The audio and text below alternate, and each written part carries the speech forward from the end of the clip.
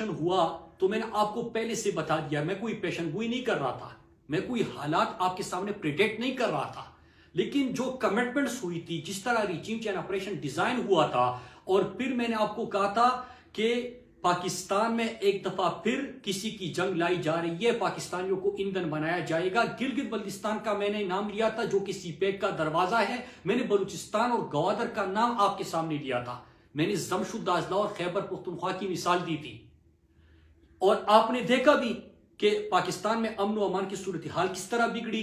फिर पाकिस्तान की मईशत का हमने कहा था कि किस तरह पाकिस्तान अल्लाह ना करे दिवालिया होने की तरफ जाएगा, यह भी आपके सामने मैंने बात की थी। लेकिन आज मैं आपके सामने उसके ऊपर बात नहीं करूंगा, मैं कल इंशाअल्लाह आपके सामने एक दफा फिर वो सिलसिला शुरू करूंगा कि रिजीम चेंज ऑपरेशन में क्या कमिटमेंट्स हुई, उसके पाकिस्तान के ऊपर क्या असरात होंगे, हमारे अमन व अमान और हमारे लोगों को किस तरह ईंधन बनाने की तरफ हम बढ़ रहे हैं या ये बढ़ रहे हैं, वो तमाम चीजें और जो सीक्वेंस ऑफ इवेंट्स है अप्रैल के बाद, वो मैं कल आपके सामने रखूंगा। आज मैं आपसे बात करूंगा अरशद शरीफ शहीद के हवाले से। मेरे पाकिस्तानियों, यहां पे चंद चीजें आज मैं पहली दफा आपके सामने खुद लेके आया हूं। अरशद भाई की जब शहादत हुई तो उसके बाद हम सबका मुतालबा था, आपका भी मुतालबा था कि सुप्रीम कोर्ट एक जुडिशल कमीशन बनाए जहां पे हम सब जाएं और जो जो हमें हमारे साथ अरशद भाई ने शेयर किया था वो हम उनके गोश गुजार करें। उससे पहले हुकूमत पाकिस्तान फैक्ट फाइंडिंग कमेटी बनाती है, और फैक्ट फाइंडिंग कमेटी जब बनती है तो उसमें मुझे भी बुलाया जाता है। फैक्ट फाइंडिंग कमेटी के सामने मैंने 2 दफा तहरीरी बयान, स्टेटमेंट या उनसे फैक्ट फाइंडिंग की डायरेक्शन को ठीक करने के लिए, कातिलों को पहुंचने तक के पहुंच सके उधर, उसके लिए मैंने 10 से 15 सवाल उनको बताए थे, अगर आपको याद हो, जिसमें FIR, जाली FIR किसने दर्ज किए, किसके कहने पे दर्ज हुए, कंप्लेनेंट्स कौन थे, कौन धमकियां देने गया था अरशद भाई को के घर, किसने अरशद भाई को बुला के उनको लाइन चेंज करने का कहा था, किसने FIA, जब अरशद भाई दुबई जा रहे थे तो FIA के जो इमिग्रेशन काउंटर होता है वहां से अरशद भाई की तस्वीर लीक कर दी, दुबई किसको भेजा गया, अरशद को धमकियां दी गई, अरशद भाई को मजबूर किया गया दुबई से निकलने के लिए। ये तमाम सवाल मैंने पूछे थे, और मैं आपको बताता चलूं मेरे पाकिस्तानियों, ये जो फैक्ट फाइंडिंग कमेटी की रिपोर्ट आई है उसमें 2 चीजें, सिर्फ 2 सवालों के जवाब उन्होंने ढूंढने की जब कोशिश की है तो आपके सामने क्या आया कि दुबई अरशद भाई का वीजा एक्सपायर नहीं हुआ था, जिस तरह अरशद भाई का जनाजा पड़ा हुआ है और इधर प्रेस कॉन्फ्रेंस की जाती है और पूरे पाकिस्तान में बयानी की जंग शुरू की जाती है कि अरशद भाई का वीजा एक्सपायर हो गया था, ये 2 झूठ बोल रहे हैं कि अरशद को निकलवाया गया। वो चीज उनकी वो प्रेस कॉन्फ्रेंस गलत साबित हो जाती है और अरशद भाई को जबरदस्ती दुबई से निकलवाया गया था ताकतवर शख्सियात के कहने पे, जो कि वो उन्होंने उसका जिक्र नहीं किया, लेकिन ये जरूर कहा कि अरशद भाई को निकलवाया गया था। ये फैक्ट फाइंडिंग कमेटी में चीज सामने आ गई। दूसरा कि किसने जाली FIR किए थे, हम बार बार पूछ रहे थे। एक मेमन गोड, 2 थाने का SHO, एक FIR का सिर्फ, जब उनको बुलाया गया तो उन्होंने कहा कि फला इदारे के ऑफिसर्स हमें बुलाया था, वो बैठे हुए थे, उन्होंने हमें कहा था FIR दर्ज करने के लिए, तो वो चीज भी एक्सपोज हो गई।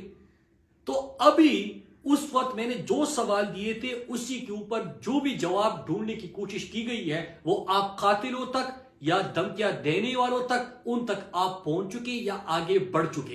तो ये एक फैक्ट फाइंडिंग कमेटी की बात हुई। दूसरा, JIT, जब सुप्रीम कोर्ट के हुक्म पे JIT बनी, और जब JIT बन रही थी मैं आपको ये बताऊं कि मुझे सुप्रीम कोर्ट ने बुलाया नहीं था, मैं खुद से सुप्रीम कोर्ट गया, क्योंकि मेरा भाई अरशद भाई, हम सब पाकिस्तानियों की आवाज, पाकिस्तानियों की दिलों की आवाज, नजरिया पाकिस्तान के ऊपर साबित कदमी से खड़ा होने वाला, पाकिस्तान का बयान या दुनिया तक पहुंचाने वाला, शहीदों का वारिस और हर गरीब, हर मजदूर, हर कानून को मानने वाले, आइन को मानने वाले, उनके लिए खड़ा होने वाला, उनके साथ देने वाला अरशद भाई की बात है। तो मैं सुप्रीम कोर्ट खुद गया, वहां पे जब JIT बनाई गई तो JIT ने मुझे बुलाया, और मैं आपको यह बताता चलूं कि यहां पे बात होती है कि मुराद सईद को बुलाया तो मुराद सईद नहीं गया, झूठ, सफेद झूठ।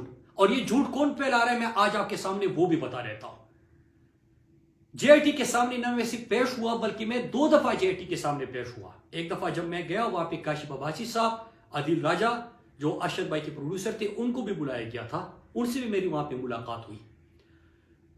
जेटी के सामने जब मैं दूसरी दफा पेश हुआ तो मैंने तहरीरी जो भी अरशद भाई ने मुझे खदशात या अरशद भाई ने अपने खतरात उसका जिक्र किया था, वो मैंने अपने तहरीरी बयान में वो दर्ज कर दिए हैं उसी तरह जिस तरह अरशद भाई ने मुझे बताया था, और हर सफ़े के ऊपर मेरा दस्तखत भी मौजूद है।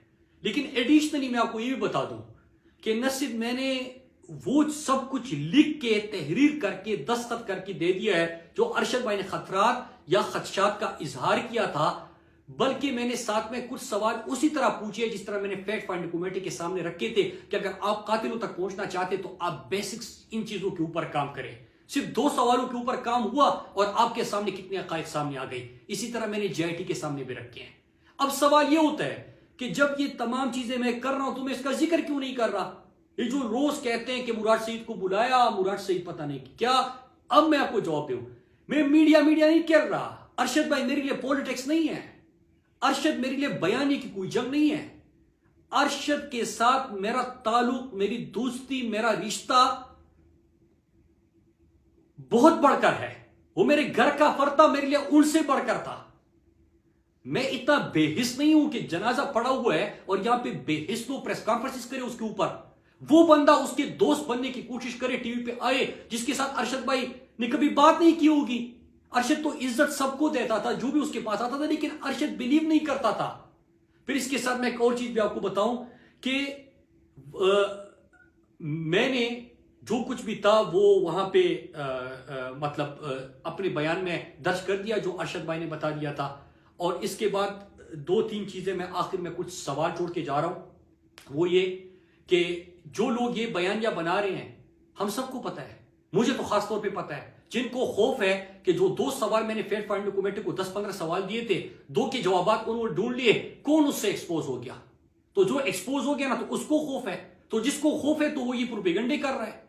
फिर दूसरी बात ये कि अभी मैंने JIT के सामने तहरीरी बयान दिया है, उसमें मैंने वो कुछ लिखा है जो अरशद भाई ने बताया था, और अरशद भाई ने जिस तरह बताया मैंने उसी तरह दर्ज कर दिया।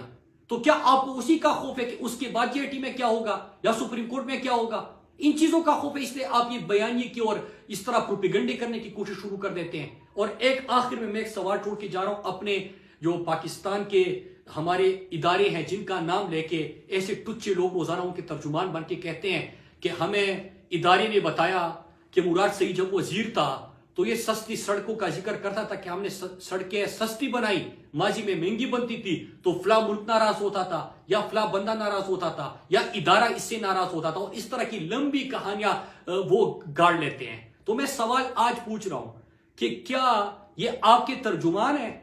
आपने इनको ये कहानियां बता के बुला के अपनी तर्जुमानी का टास्क दिया हुआ है? और ऐसे एक बंदा नहीं है, जो लोग आपसे मिलते हैं, जो चाय में रस डबो के वो आपके गिनते रहते हैं, तो वही लोग आके फिर ये बातें शुरू कर देते हैं। तो आप वजाहत करें कि क्या ये आपके कहने पे हो रहा है? अगर आपके कहने पे हो रहा है तो कल बैठ के मैं इसके तफसीली जवाब आपको दे दूंगा। और या एक और काम करें, अगर आपकी जबानी है तो आप खुल के सामने आ जाए, आप बात कर ले, फिर मैं आपको जवाब देता हूं।